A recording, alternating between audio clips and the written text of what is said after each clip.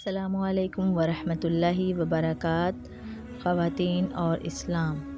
پرانے لوگ کہا کرتے تھے کہ وہ مرد جس کے ساتھ رہتے ہوئے اس کی عورت کے جذبات، محبت و الفت کو سکون نہ ملے، اس عورت کے دل میں یہ بات آ جاتی ہے کہ طلاق لے کر کسی ایسے مرد سے شادی کر لے جو اچھے مزاج کا مالک ہو اور جو اس کے جذبات کو سمجھ سکے۔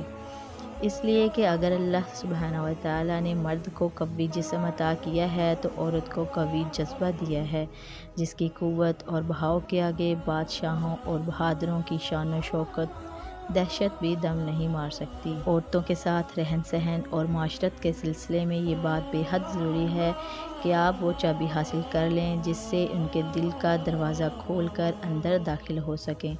اس چابی کا نام جذبہ ہے۔ یہ عورت کا ہتھیار ہے۔ عورت کو بتانے کے لیے لازمی ہے کہ آپ اس کا مقابلہ اسی کے ہتھیاروں سے کریں۔ نبی کریم صلی اللہ علیہ وسلم نے ہمیشہ عورت سے اچھا سلوک کرنے اور اس کے جذبات کا احترام کرنے کی تلقین کی ہے۔ آپ صلی اللہ علیہ وسلم نے والد کو اپنی بیٹیوں کے ساتھ نرمی اور رحم دلی اور محبت کی راہ اختیار کرنے کا حکم دیا اور فرمایا، جس آدمی نے 2 لڑکیوں کی ان کے بالغ ہونے تک پرورش کی، قیامت کے دن وہ اور میں یوں اکٹھے ہوں گے۔ یہ کہہ کر آپ نے اپنی انگلیاں جوڑ لیں۔ رسول اللہ صلی اللہ علیہ وسلم نے اولاد کو بھی ماں کے ساتھ نیک برتاؤ کرنے کی تاکید کی ہے۔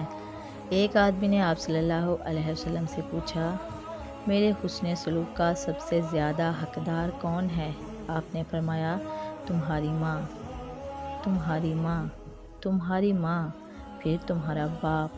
رسول اللہ صلی اللہ علیہ وسلم نے شوہر کو بھی بیوی کے ساتھ بہترین طرز عمل اپنانے کی تلقین کی ہے۔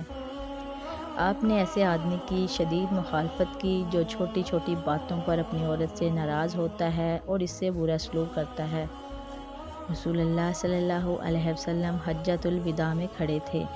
آپ کے ارد گرد 1 لاکھ کے قریب حجاج تھے، جن میں سیاہ و سفید، چھوٹے بڑے، غنی و فقیر، سبھی طرح کے لوگ شامل تھے۔ آپ نے ان سے مخاطب ہو کر بلند آواز سے فرمایا، سنو، عورتوں کے متعلق بھلائی کی وصیت لے لو، سنو، عورتوں کے متعلق بھلائی کی وصیت لے لو۔ ایک دن مدینہ کی کئی عورتوں نے رسول اللہ صلی اللہ علیہ وسلم کی ازواج مطہرات رضی اللہ عنہن سے اپنے شوہروں کی شکایت کی۔ نبی کریم صلی اللہ علیہ وسلم کو اس بات کا علم ہوا تو آپ منبر پر کھڑے ہوئے اور لوگوں کو مخاطب کرتے ہوئے فرمایا، آل محمد صلی اللہ علیہ وسلم کے ہاں بہت سی عورتیں اپنے شوہروں کے متعلق شکایات لے کر آئی ہیں۔ یہ لوگ جن کی شکایات کی گئی ہیں اچھے نہیں ہیں۔ آپ نے مزید فرمایا، تم میں سے بہترین وہ ہے جو اپنے گھر والوں کے لیے سب سے اچھا ہے اور میں تم سب سے بڑھ کر اپنے گھر والوں کے لیے اچھا ہوں۔ دین اسلام نے تو عورت کو اس حد تک عزت و احترام سے نوازا ہے کہ ایک عورت کی عزت کی خاطر جنگیں ہوئیں، خون کے نذرانے پیش کیے گئے۔ مدینہ میں یہود مسلمانوں کے ساتھ رہتے تھے۔ انہیں حکم حجاب کا اترنا اور مسلمان عورتوں کا با پردہ چلنا پھرنا اچھا نہیں لگتا تھا۔ وہ ہمیشہ مسلم خواتین کے حلقے میں فساد اور بے حیائی کے بیج بونے کے لیے کوشاں رہتے تھے، تاہم ابھی تک وہ اپنی بری کوششوں میں کامیاب نہیں ہو سکے تھے۔ ایک روز ایک مسلم عورت یہود کے بازار سے سودا سلف لینے آئی۔ وہ ایک عزت مآب اور باحجاب خاتون تھی۔ وہ وہاں کے ایک یہودی سنار کے پاس گئی اور اس کی دکان میں بیٹھ گئی۔ یہود اس کی پاکیزگی اور باپردگی دیکھ کر آگ بگولا ہو گئے۔ وہ چاہتے تھے کہ اس خاتون کے دیدار اور لمس کی لذت سے اسی طرح لطف اٹھائیں اور کھلواڑ کریں جیسے وہ اسلام کی آمد سے پہلے کیا کرتے تھے۔ یہود اس خاتون کو حجاب کھول دینے اور چہرہ دکھانے پر مجبور کرنے لگے، لیکن اس نے ایک نہ مانی۔ وہ خاتون بیٹھی تھی کہ اس خبیث سنار نے موقع پا کر پچھلی جانب سے اس کی قمیص کا دامن کمر پر لٹکتے دوپٹے کے پلو سے باندھ دیا۔ خاتون کھڑی ہوئی تو پچھلی جانب سے قمیص کا دامن اٹھ گیا اور پردہ کھل گیا۔ اس پر آس پاس کھڑے یہود نے زوردار قہقہ لگایا۔ عزت مآب مسلم خاتون چیخی چلائی کہ تم مجھے قتل کر دیتے تو یہ میرے لیے بے پردہ ہونے سے کہیں بہتر تھا۔ ایک مسلم بھی وہیں کہیں کھڑا تھا۔ اس نے یہ منظر دیکھا تو تلوار نکال کر یہودی سنار پر چڑھ دوڑا اور اسے موت کے گھاٹ اتار دیا۔ یہود نے مسلمان پر حملہ کر کے اسے شہید کر دیا۔ رسول اللہ صلی اللہ علیہ وسلم کو حادثے کا علم ہوا اور آپ کو بتایا گیا کہ یہود نے معاہدہ توڑ دیا ہے اور وہ مسلم خواتین کی بے حرمتی کے قصوروار ہوئے ہیں، تو آپ نے اسلامی لشکر کے ساتھ ان کو گھیرا ڈالا، اور جب تک یہود نے نبی کریم صلی اللہ علیہ وسلم کا فیصلہ تسلیم نہ کر لیا، آپ پیچھے نہ ہٹے۔ رسول اللہ صلی اللہ علیہ وسلم کا ارادہ تھا کہ یہود کو ان کے کیے کی خوفناک سزا دی جائے، تاکہ انہیں معلوم ہو کہ ایک پاکیزہ مسلم خاتون کی عزت کی کیا قدر و قیمت ہوتی ہے۔ آپ صلی اللہ علیہ وسلم نے اپنے ارادے پر عمل کرنا چاہا تو شیطانی فوج کا ایک سپاہی، جسے مسلم خواتین کی عزت و پاکیزگی کی کوئی پرواہ تھی، نہ اسلام سے کوئی مطلب، آپ کی طرف بڑھا۔ رئیس المنافقین عبداللہ بن ابی بن سلول رسول اللہ صلی اللہ علیہ وسلم کی طرف بڑھا اور بولا، اے محمد صلی اللہ علیہ وسلم، میرے ہمدرد و ہم نوا یہود سے اچھا سلوک کرو۔ رسول اللہ صلی اللہ علیہ وسلم نے اس سے منہ پھیر لیا اور اس کا مطالبہ ماننے سے صاف انکار کر دیا۔ وہ ان لوگوں کے قصور معاف کرانے کا طالب تھا جو ایمان والوں میں بے حیائی کو ترقی دینا چاہتے تھے۔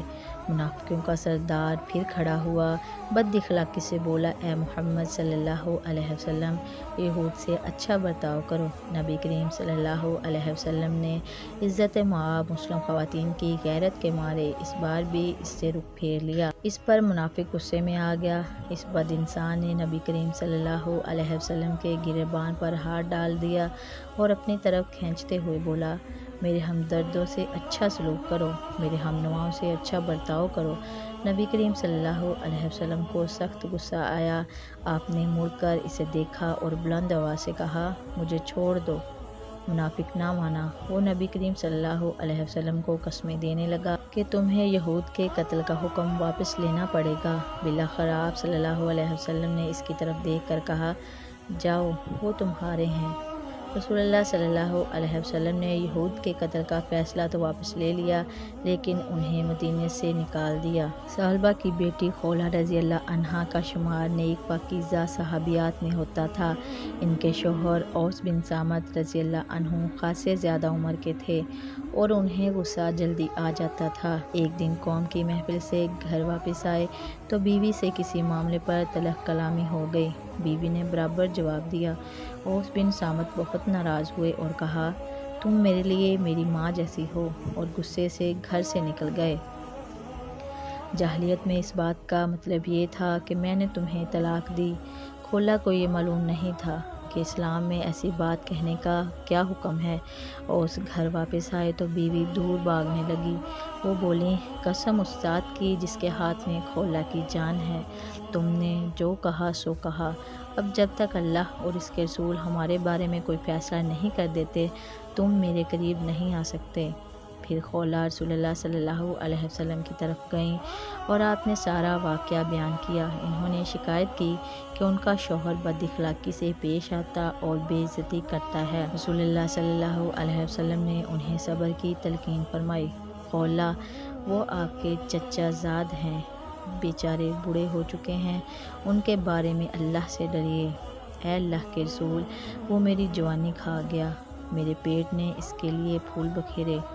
اب جب کہ میری عمر زیادہ ہو گئی اور بچوں کی ولادت رک گئی تو اس نے مجھے اپنی ماں کہہ دیا۔ اے اللہ، میں تجھ سے شکایت کرتی ہوں۔ خولہ نے روتے ہوئے التجا کی۔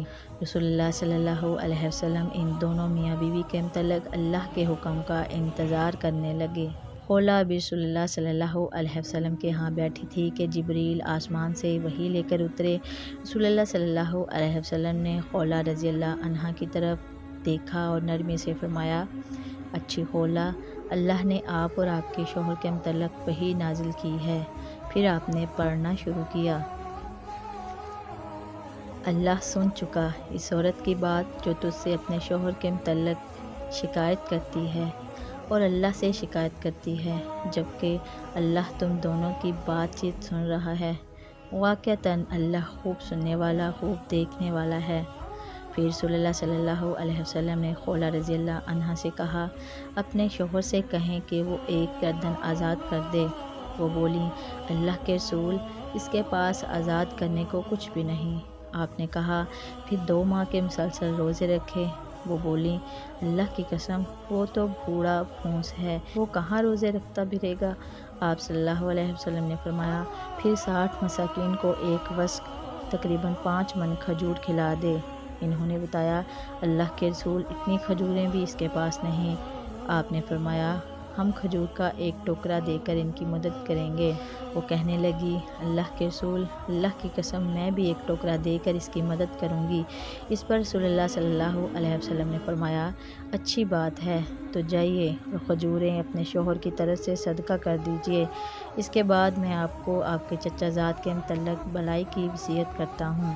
پاک ہے وہ ذات جس نے رسول اللہ صلی اللہ علیہ وسلم کو لوگوں کے ذاتی مسائل کے حل میں بھی نرمی بردباری کے ہنر سے نوازا۔